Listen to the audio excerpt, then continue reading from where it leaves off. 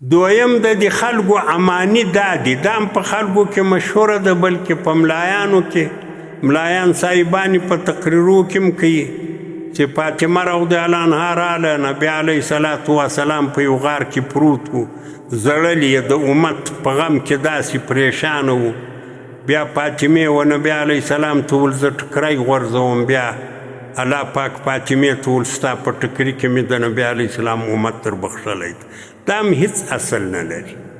خالی امانی دي، خواهشات دي، شیطان دا پیدا کړي دي، شیطان د خلکو په ذهنو کې دا وراچولی دي، ولې شیطان هلته په اوله ورځ د الله په حضور کې وویل چې ولأمنیهم، زه به دوی ته ارزوګانې پیدا کړم، کاکا د پیغمبر امت یو، سپین مسلمانان یو، ها یو دا یو، بس قرار چې څه په لاس ورځي هغه کوي، هغه یې مسله نه ده. کله کله په دې باندې سړی خطا سي پلانې خیل دي، اخونزاده خیل دي، د پلانې کورنۍ ده،